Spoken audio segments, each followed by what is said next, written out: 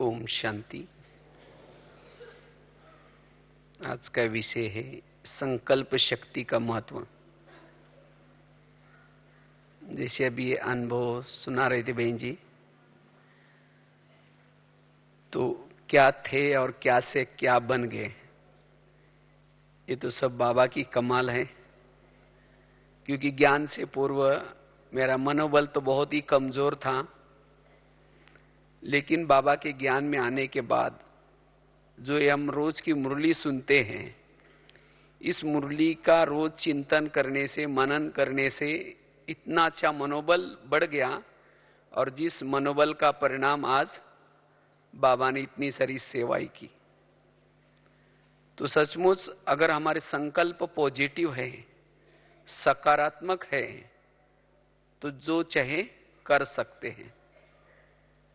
तो आज हम संकल्प का कितना महत्व है इसके ऊपर चर्चा करेंगे। वैसे ही बाबा के वर्तमान समय अनुसार इशारे हम सभी सुन रहे हैं। बच्चे संकल्प की और समय की बचत करो,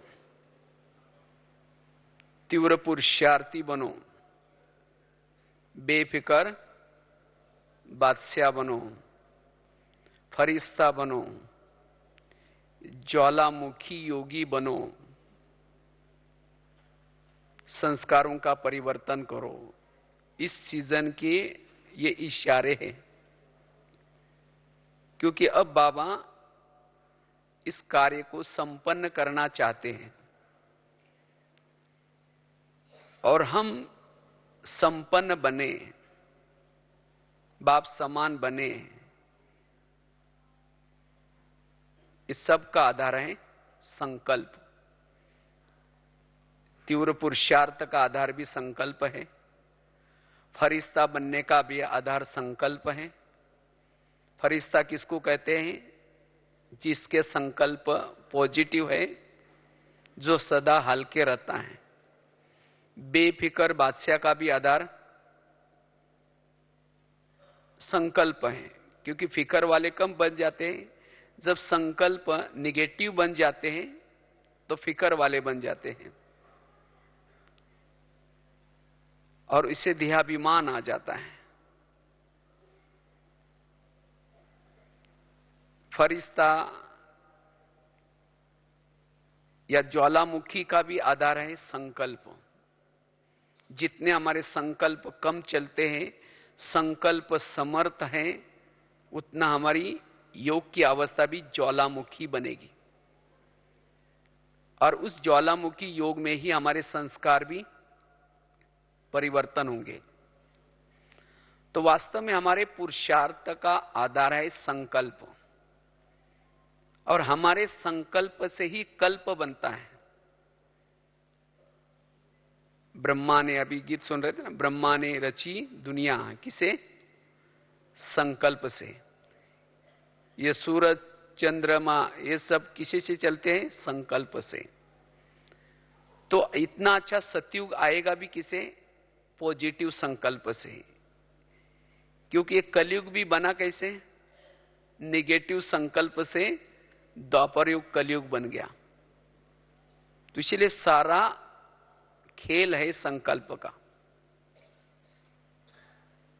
तो वर्तमान समय के बाबा के इस इशारों को अमल में लाने के लिए हमें क्या करना है? अपने संकल्प के ऊपर ध्यान देना है।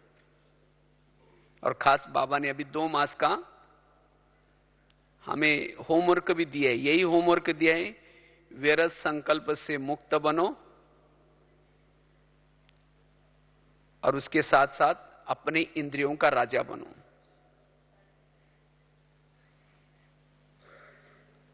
तो संकल्प का सबसे पहला हमारे पुरुषार्थ में महत्व है। अगर हम संकल्प पॉजिटिव बनाते हैं तो संकल्प के द्वारा, पॉजिटिव संकल्प के द्वारा हमारे जीवन में अष्ट शक्ति आएगी। अष्ट शक्तियों की जन्मदाता है संकल्प, पॉजिटिव संकल्प। जितना हमारे जीवन में पॉजिटिव चिंतन चलेगा, उतना हमारे जीवन में ये अष्ट शक्ति आएगी, सहन शक्ति, निर्णय शक्ति, परखने की शक्ति। आज ये शक्तियों की कमी के कारण हमारे जीवन में बहुत सारे प्रॉब्लम्स आते हैं, समस्या आते हैं। तो ये शक्तियां हमारे जीवन में क्यों नहीं है? क्योंकि निगेटिव विचार, जिसके मन में लगातार निगेटिव विचार आते हैं, उतनी ये शक्तियां उस आत्मा से दूर भागती है। तो शक्तियां मेरे पास आ जाए, मेरे जीवन में शक्तियां आ जाए, उसके लिए क्या करना पड़ेगा? अपने विचारों को पॉजिटिव बनाना होगा। और जब शक्तियां आपके जीवन में आएंगी तो सद्गुण, दैवी गुण ये ऑटोमेटिकली आएंगे, क्योंकि दैवी गुणों की जन्मदाता है शक्तियां। शक्तियों की जन्मदाता है संकल्प, और गुणों का जन्मदाता है शक्तियां। एक एक शक्तियों के 4-4, 5-5 गुण होते हैं। शक्तियों के बच्चे हैं गुण, और संगम में जिसके पास शक्ति है उसके पास गुण भी होंगे, और जिसके पास यह शक्तियां हैं और गुण है उसका मनोबल कैसा होगा? मजबूत होगा। वो कोई भी परिस्थितियों से, कोई भी बातों से कभी भी डरेगा नहीं है, क्योंकि डरता वही है जो अकेला है। क्योंकि जिसके साथ ये गुण है, शक्ति है, तो बाबा भी सदा उसके साथ में है, और इसे सफलता मिलेगी। इसीलिए हमें क्या करना है? अपने संकल्पों को पॉजिटिव बनाना है। अगर संकल्प में थोड़ी भी निगेटिविटी आई, गुण भी भाग गए और शक्तियां भी भाग गई। और संगम युग में जिसके साथ ये गुण और शक्तियां नहीं रहेगी, वो भविष्य का राजा भी नहीं बनेगा। भविष्य का राजा वो है जिसके साथ में ये गुण और शक्तियां सदा रहती है। इसीलिए अपने संकल्प को पॉजिटिव बनाना है।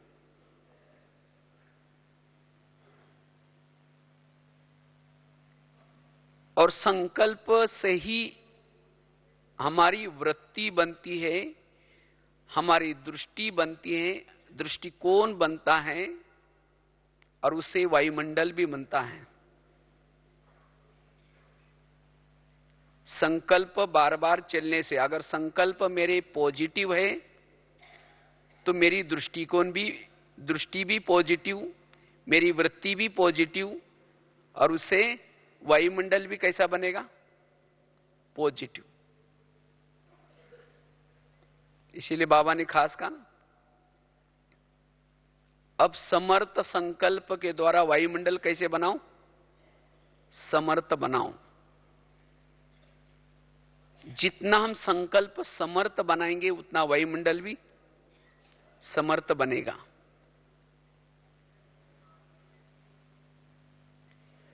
इसलिए दृष्टिकोण का, वायुमंडल का आधार है पॉजिटिव संकल्प, सकारात्मक संकल्प। अगर हमारे संकल्प निगेटिव बन जाते हैं तो वृत्ति भी निगेटिव बन जाती है। अगर वृत्ति निगेटिव बनी तो भाव और भावना भी निगेटिव। किसी के प्रति हमारी भावनाएं निगेटिव बन जाती हैं, और एक बार किसी के प्रति भावनाएं निगेटिव बन गई तो फिर उस व्यक्ति से किनारा करेंगे, उसको सहयोग नहीं देंगे, उसे बात करना पसंद नहीं करेंगे। उसकी कोई महिमा गाता है, कोई महिमा सुनाता है तो उसकी महिमा भी सुन नहीं पाएंगे। उसका परचिंतन करेंगे, प्रदर्शन होगा, जिसको कहते हैं स्वभाव संस्कारों का टकराव। ये क्यों, कहां से शुरुआत हुआ? संकल्प से शुरुआत हुआ। इसीलिए अगर संस्कारों को भी मुझे परिवर्तन करना है तो क्या करना पड़ेगा? अपने संकल्प को पॉजिटिव बनाना होगा। जब संकल्प पॉजिटिव बनाएंगे तभी संस्कारों को भी परिवर्तन कर सकते हैं।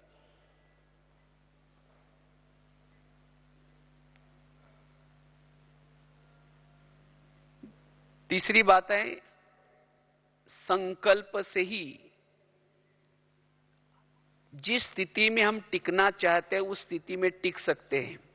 अगर मुझे बिंदुरूप का अनुभव करना है, अशरीरी बनना है, फरिश्ता बनना है, विधेयी बनना है, ये सब का आधार भी संकल्प है। अगर मेरे संकल्प में निगेटिविटी है और मैं चाहता हूं कि बिंदुरूप बनूं, नहीं बन सकेंगे। मैं चाहता हूं सारा दिन मैं आत्माभिमानी स्थिति में टिकूं, नहीं टिक सकेंगे। इसलिए सभी स्थितियों में स्थित रहने का आधार भी पॉजिटिव संकल्प।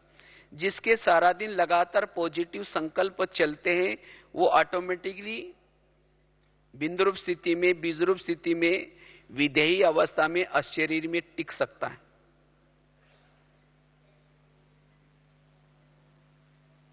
आज योग में माया आते हैं, तो योग में माया आते हैं मतलब कोई राक्षस आकर के हिलाता है? योग की माया क्या है? सारा दिन के निगेटिव संकल्प आत्मचिंतन, परमात्मा चिंतन, ज्ञान का चिंतन, मनन चिंतन करने नहीं देते।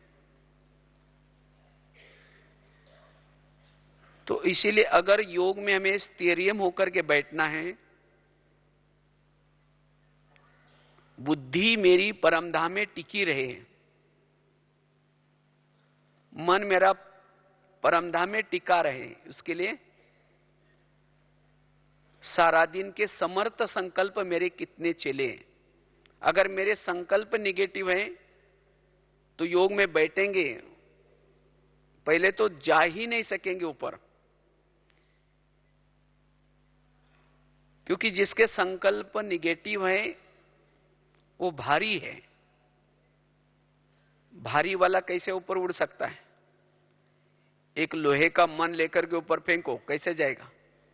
इसी तरह जिसने अपने मन को मन बनाया है, भारी बनाया है, ये क्यों हुआ, किसी लिए हुआ, मेरे साथ क्यों हुआ, ऐसा कैसा हुआ, जिसने मन को मन बनाया उसका मन ऊपर उड़ नहीं सकता। इसीलिए मन को हमें क्या करना है? हल्का रखना है। जिसका मन हल्का होता है उसका हल्का मन ही क्या आ जाएगा? ऊपर जाएगा। इसलिए हमारे पुरुषार्थ में संकल्प का, पॉजिटिव विचारों का बहुत ज्यादा महत्व है। एक साधक था, बहुत साधना करता था, लेकिन वो सदा ही परेशान रहता था, उसकी साधना में वो तृप्त नहीं था। तो अपनी विफलता को लेकर के वो क्या करता है? गुरुजी के पास जाता है, कहते गुरुजी मैं बहुत साधना करता हूं, तपस्या करता हूं, लेकिन फिर भी मेरी साधना सफल मुझे अनुभव नहीं हो रहे, मेरे संस्कार नहीं बदल रहे, मेरे मन को शांति नहीं है। क्या भगवान मेरे से रूठ गए? आखिर क्या हुआ? तो उसी समय उसके गुरुजी कहते मैं एक बात सुनाते हैं उनको। कहते मैं ऐसे ही कल परसों बगीचे में गया था और उसी बगीचे में एक दो चार युवक वो क्या कर रहे थे? कुएं में से पानी निकाल रहे थे। किसी को प्यास लगी थी तो पानी निकालने का श्रम भी कर रहे थे। कुआं बड़ा गहरा था, पानी बाल्टी डालते थे, लेकिन वो ऊपर आने तक बाल्टी खाली हो जाती थी। और दूसरे युवक देख करके उस युवक के ऊपर हंसते थे कि कहते कि पानी कैसा आएगा। तो उनके पास बाल्टी भी थी, कुआं भी था, तो भी वो कैसे थे? प्यासे थे। क्योंकि बाल्टी थी लेकिन बाल्टी को क्या थे? छेद थे। तो कहा कि वास्तव में साधना का यही मर्म है। आज तुम्हारे पास मन तो है, आप साधना भी कर रहे हैं, तपस्या कर रहे हैं, लेकिन तृप्ति क्यों नहीं हो रहे? क्योंकि तुम्हारे मन को क्या है? छेद है। जब तक तुम अपने छेद को बंद नहीं करोगे, तब तक तुम साधना में तृप्ति नहीं पाओगे। भगवान तो किसी से रूठते नहीं है, कुआं तो पानी देने के लिए तैयार है, लेकिन तुम्हें क्या करना पड़ेगा? तुम्हें अपने मन रूपी बाल्टी के छेद को बंद करना होगा। ठीक इसी तरह आज हम साधना भी करते हैं,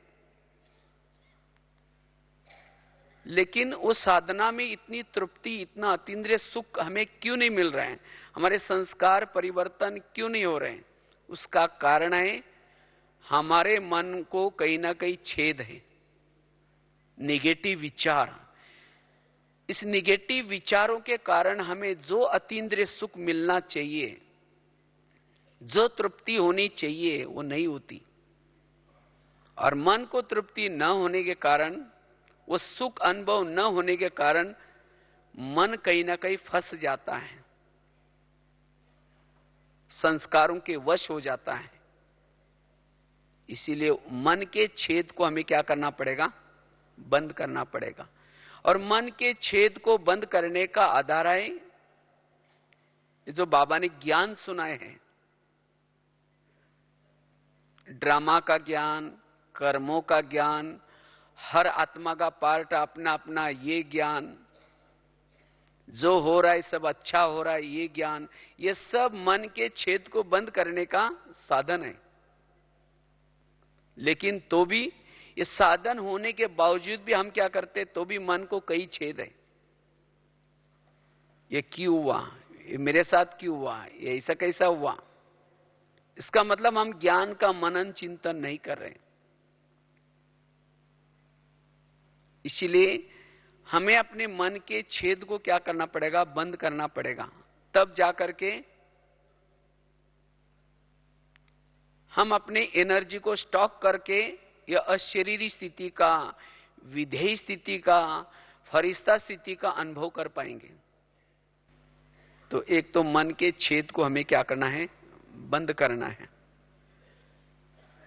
तब जाकर के हम अशरीरी स्थिति का, विधेय स्थिति का अनुभव कर सकेंगे।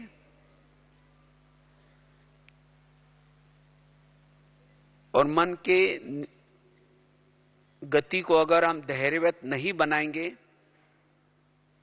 इससे हमारे अपनी भाग्य की एनर्जी वेस्ट हो जाती है।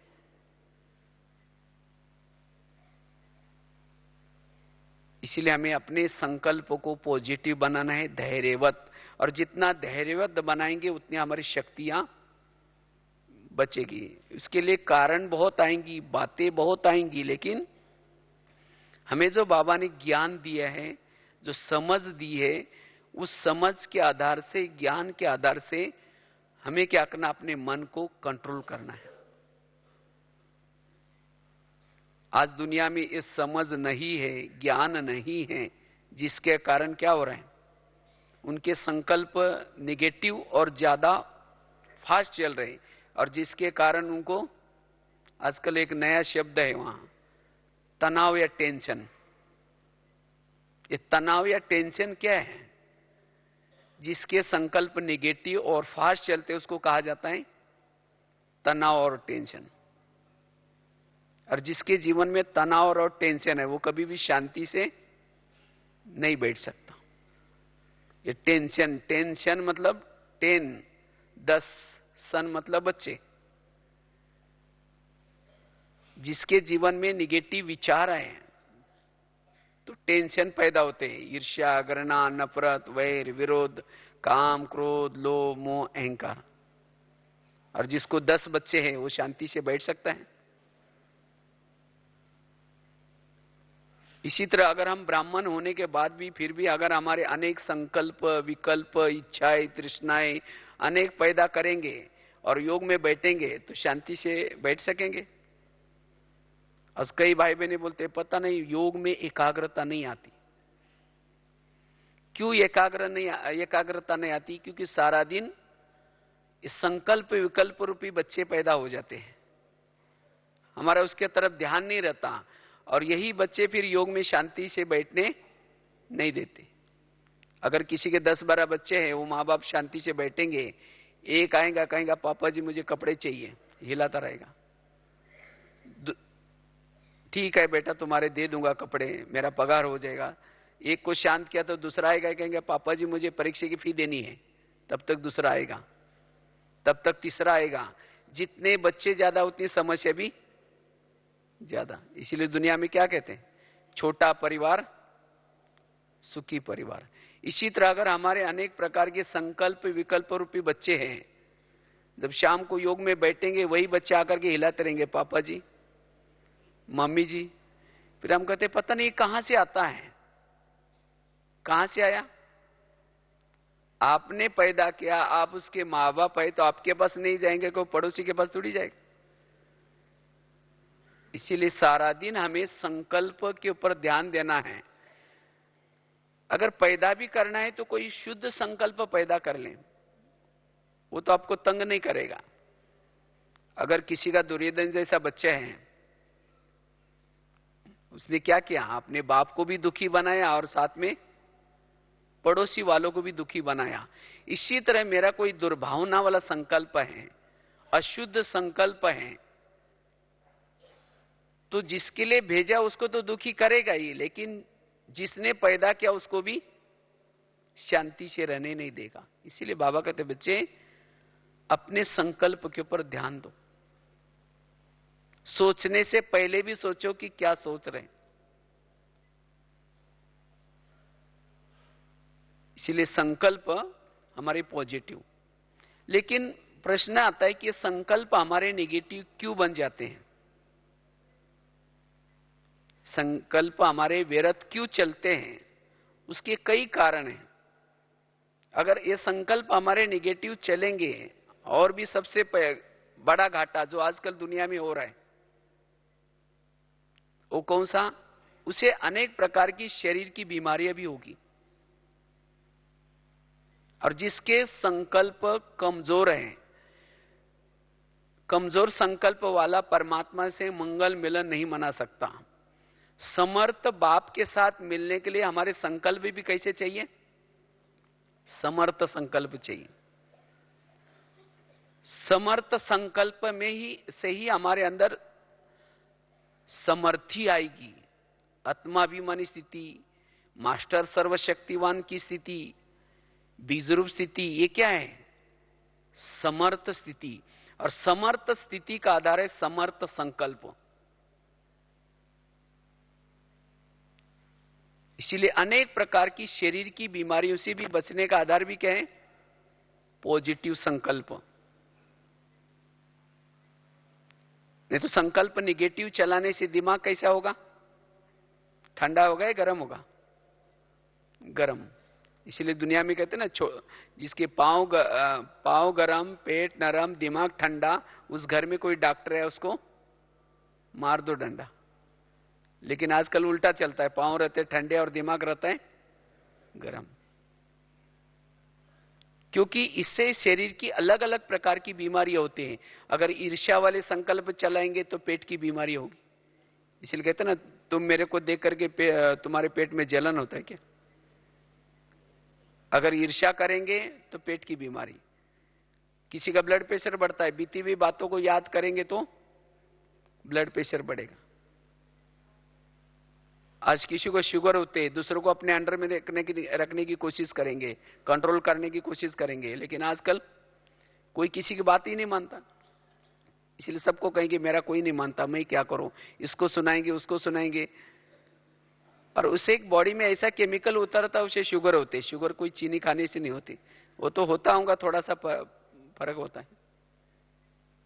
तो कमजोर संकल्प से अनेक प्रकार की शरीर की बीमारियां भी होगी। इसीलिए बाबा कहते बच्चे समर्थ संकल्प चलाओ। तो ये निगेटिव मन में क्यों आता है, उसके बहुत सारे कारण हैं। अगर उन कारणों का हम निवारण करेंगे तब जाकर के हमारे संकल्प समर्थ चलेंगे। तो सबसे पहला कारण है संस्कारों के कारण। संकल्प कैसे चलते हैं? निगेटिव। और संस्कार दो प्रकार के होते हैं, एक तो खुद अपने संस्कार और दूसरा होता है आपस के संस्कार। अगर आपस के किसी के संस्कारों के साथ टकराएंगे तो क्या हो जाता है? संकल्प चलेंगे। दूसरी बात है, जीवन में विभिन्न प्रकार के विघ्नों में संकल्प की स्पीड तेज होती है, एक के बाद दूसरा तीसरा कंट्रोल नहीं होता। इसलिए विघ्नों में हमें क्या करना है? अपने संकल्प को धैर्यवत करना है। और विघ्न विभिन्न प्रकार के होते हैं।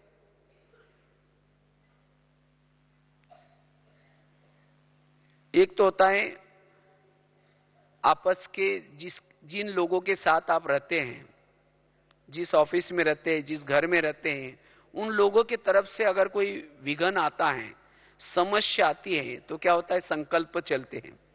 इसलिए 4-5 साल से बाबा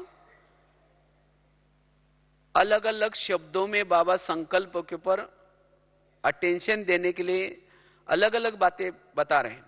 बच्चे, समस्याओं का समाधान करो, कारणों का निवारण करो, बीती बातों को बिंदी लगा दो, क्योंकि इससे हमारे संकल्प की बचत होगी।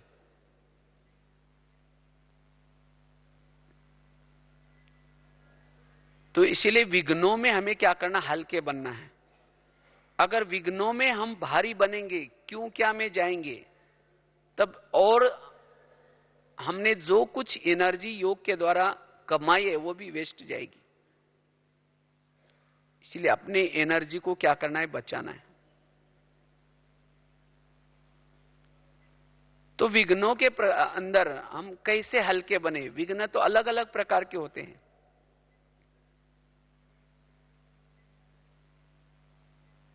समझो, अगर आप तो बहुत अच्छे हैं, लेकिन कोई आपका अपमान करेगा, कोई आपकी निंदा करेगा, कोई बड़ों के पास जाकर के आपके अंदर की भावनाओं को खराब कर देगा, आपके बारे में कुछ उल्टी सुल्टी बातें सुना करके आपके लिए भावना खराब कर देगा।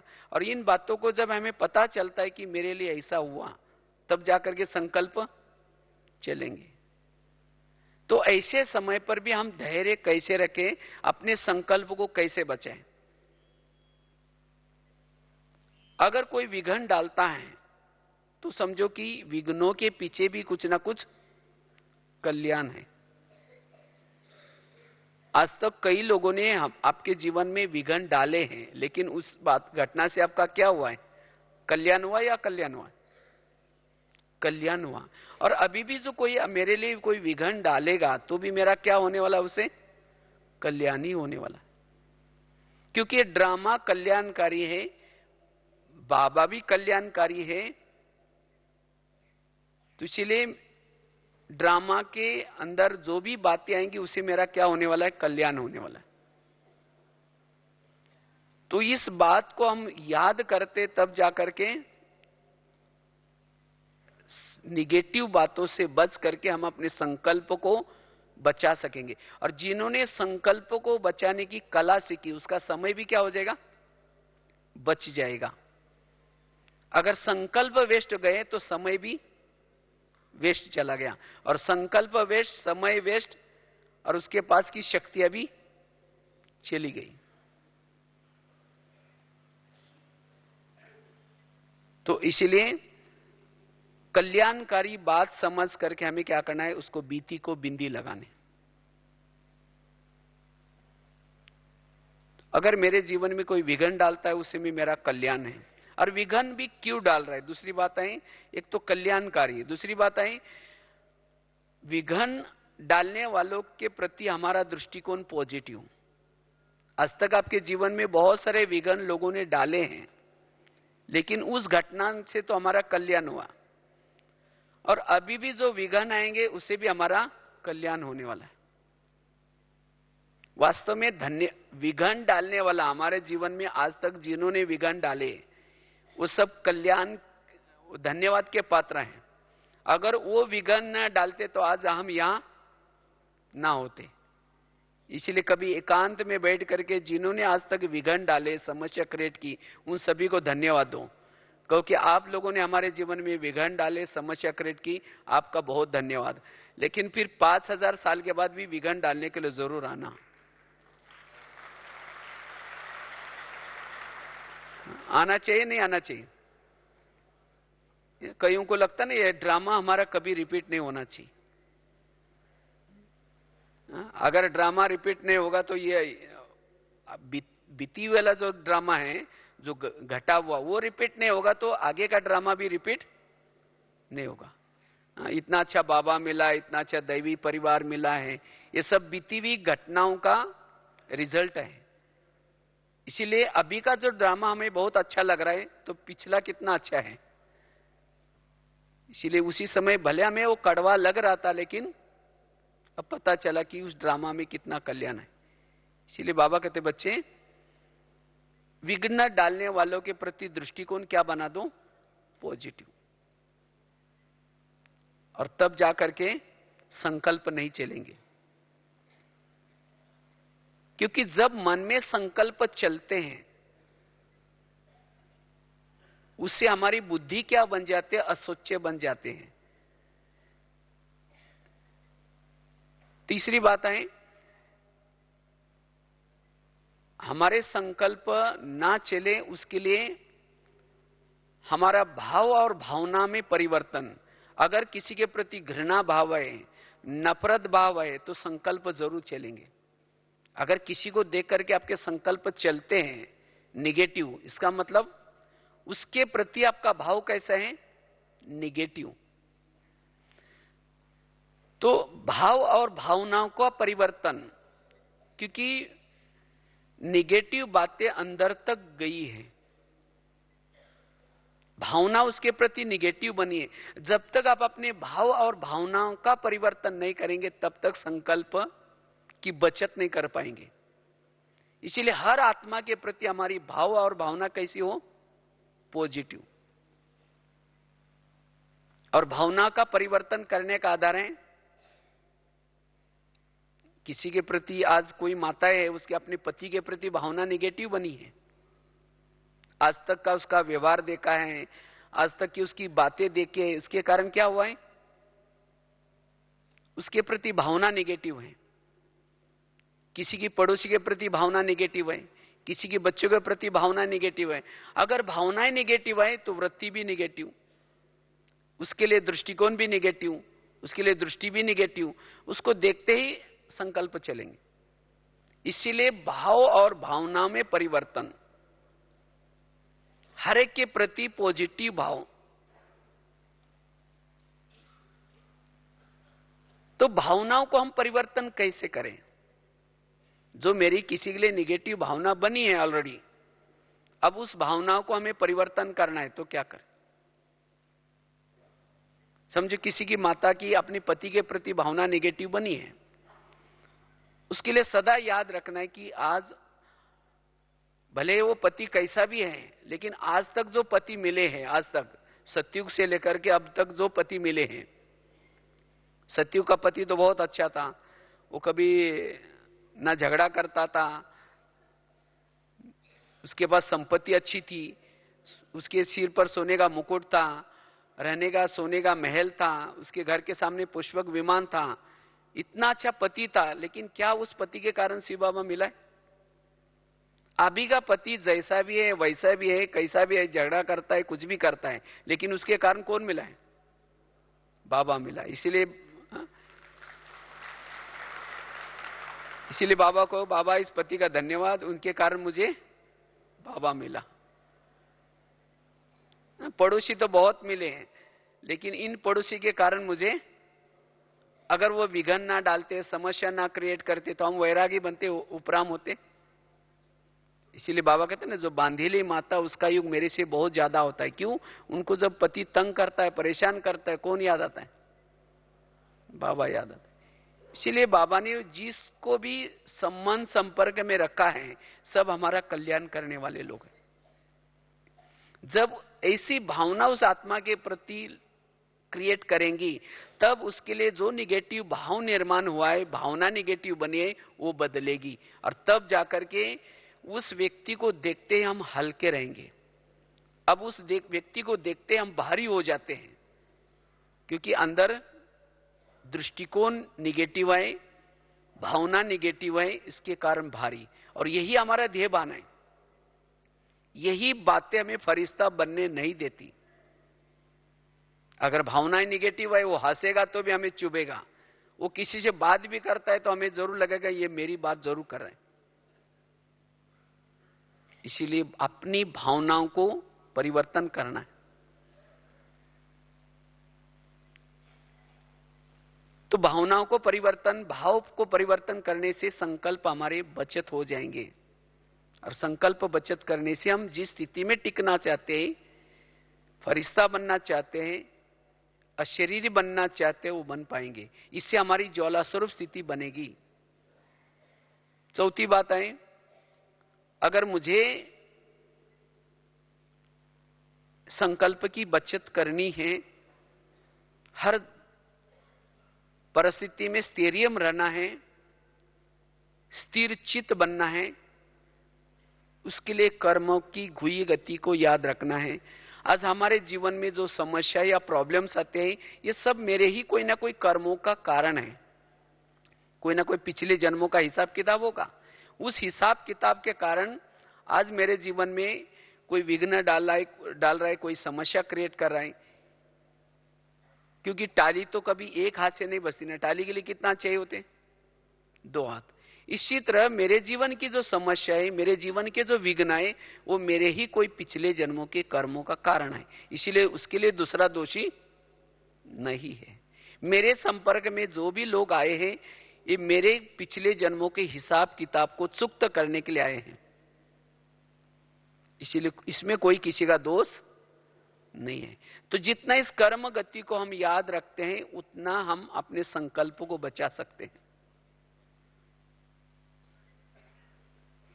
5वीं बात है, अगर मुझे संकल्प की बचत करनी है, इसके लिए पॉजिटिव चिंतन।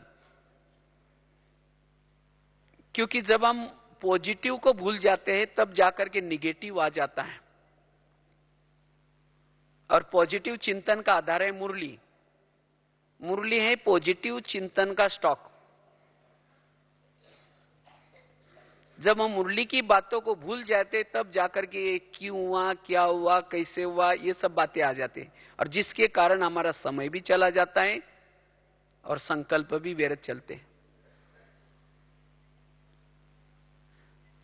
इसीलिए मुरली का खजाना, जो हम रोज की मुरली सुनते हैं, सारा दिन अगर उस मुरली की बातों को याद रखते, तब जाकर के हम अपने संकल्प को पॉजिटिव और समर्थ बना सकते हैं, शक्तिशाली बना सकते हैं।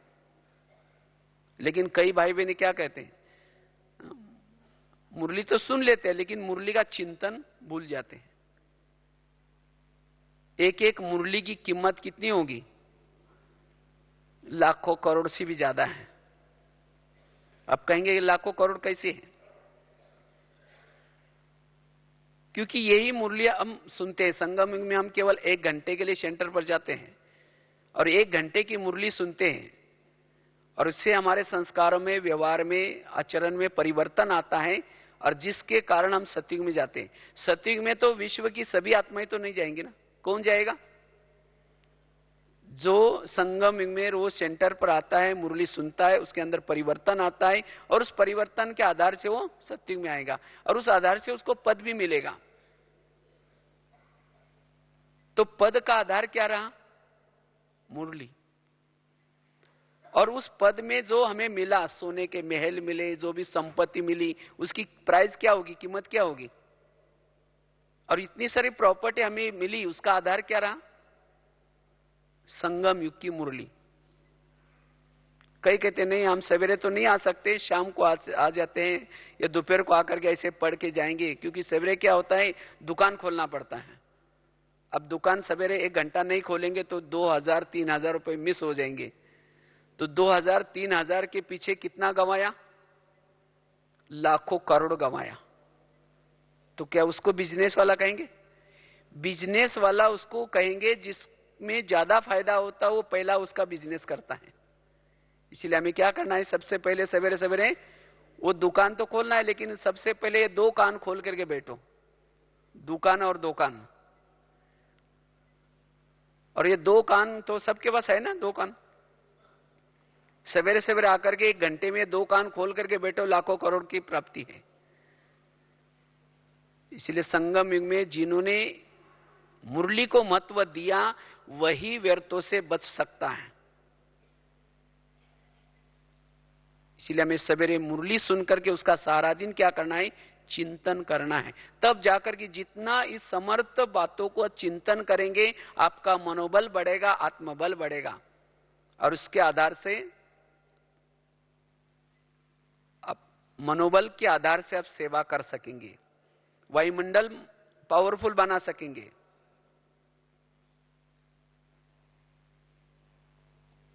तो इसीलिए हमें मुरली रूपी खजानों को क्या करना है, महत्व देना है।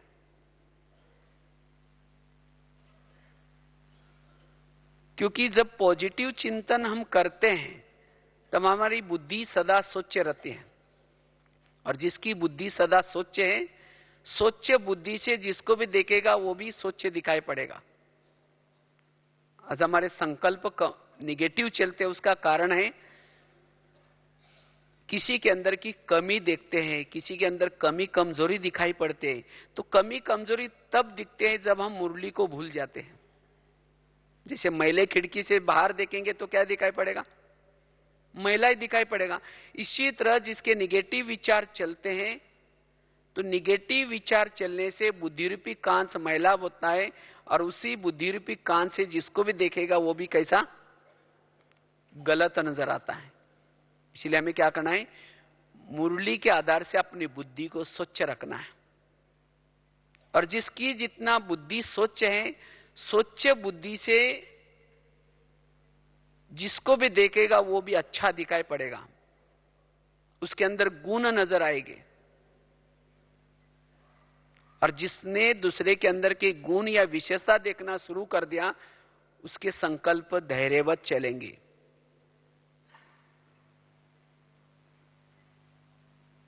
तो इसलिए हमें अपने बुद्धिरूपी कांच को साफ करना है। जैसे बरसातों में गाड़ी के सामने वाइपर चलता रहता है, इसी तरह हमारी भी अपनी बुद्धिरूपी कांच के सामने ये मुरली रूपी वाइपर बीच बीच में चलता ही रहे।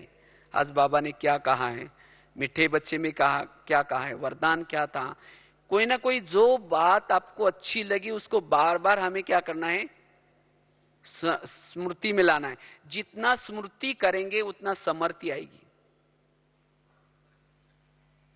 सोमानों की स्मृति करें, अच्छे अच्छे पॉइंट्स की स्मृति करें, तो जितना ज्ञान की स्मृति करेंगे उतना हमारे संकल्प भी पॉजिटिव बनेंगे। और यही आधार है, हमारा ज्वाला स्वरूप का योग बना रहेगा। आज हमारा ज्वाला स्वरूप का योग क्यों नहीं रहता, क्योंकि सारा दिन निगेटिव चिंतन जिसका होता है वो ज्वाला स्वरूप योग का अनुभव नहीं कर पाएगा। इसलिए हमें व्यर्थ बातों से, अगर कोई व्यर्थ बातें सुनाता है, लास्ट की ये भी एक बात है, व्यर्थ संकल्प क्यों चलते हैं। अगर हमें कोई व्यर्थ इधर उधर की बातें आकर के सुनाता है, किसी की व्यर्थ बातें सुनाता है, हम उसको सुन लेते हैं, उसे भी क्या हो जाएगा, व्यर्थ संकल्प चलना शुरू हो जाएगा। और व्यर्थ संकल्प चलेगा, जैसे कहा कि शक्तियां भी भाग गई, फिर गुण भी भाग गए, फिर हम अकेला रहेंगे। इसीलिए हमें ऐसे आत्मा से हमें क्या करना है, दूर रहना है। ऐसे व्यक्ति से दूर रहना है जो किसी सेंटर की, किसी बहनों की या किसी की कमी कमजोरी या अवगुण सुनाता है। अब आकर के घर में कोई कचरा डालेगा तो क्या कहेंगे, हाँ रोज आकर के डाला करो, ऐसे कहेंगे। उसको तो भगाएंगे ना। इसी तरह कोई व्यर्थ बातें सुनाता है, हम क्या करते हैं, उसको और नजदीक सर कर क्या हुआ और क्या हुआ, वो उठ के जाबे रहे, कहेंगे बैठो ना और क्या बताओ ना क्या हुआ। इसीलिए ऐसी बातों से हमें स्वयं को दूर रखना है, तब जाकर के हम व्यर्थ संकल्प से स्वयं को बचा सकेंगे। तो वर्तमान समय अगर हमें संपन्न बनना है, बाप समान बनना है, फरिश्ता बनना है, इसलिए व्यर्थ संकल्प से स्वयं को बचाना है। और उसके लिए व्यर्थ संकल्प का हमारे पुरुषार्थ में कितना महत्व है वो आपको बताया। लेकिन ऐसे हमारे सदा ही समर्थ संकल्प चले, उसके लिए जो मन के अंदर विभिन्न प्रकार के छेद है, वो छेद को हमें क्या करना है, बंद करना है। और व्यर्थ संकल्प का कारण और भी एक है, जहां मेरी बुद्धि कई प्रभाव में आ जाती है, किसी व्यक्ति के प्रभाव में आ जाते हैं, जिसको कहते हैं ना दिल कहीं लग गया, दिल लग गया, दिल मतलब बुद्धि को दिल कहा जाता है। अगर मेरी बुद्धि किसी व्यक्ति के प्रभाव में आई, किसी वस्तु के प्रभाव में आई, कोई पुरानी बातें या पराई बातों के प्रभाव में आ गई, तो वहां के संकल्प जरूर चलेंगे, क्योंकि जहां हमारा ध्यान होगा वहां हमारा मन होगा। इसीलिए सिवाय एक बाबा से मेरी बुद्धि कई भी बातों के प्रभाव में ना आए, एक बाबा के सिवाय किसी की भी बातों में प्रभाव में ना आए। तो बुद्धि प्रभाव से मुक्त कब रहेगी, जब हमारा अमृत वेला का योग अच्छी तरह हो। अमृत वेला अच्छी तरह उठ करके योग किए हैं, विधि पूर्वक किए हैं, तब जाकर के आत्माभिमानी स्थिति बनी रहती है, समर्थ रहना है। इसीलिए मुझे अमृत वेला का योग, क्लास के पहले योग, मुरली, ये 2-3 बातें अगर हमारे ठीक है, सवेरे सवेरे 8 बजे तक स्वयं को जिसने समर्थ बनाया, वही व्यर्थों से सारा दिन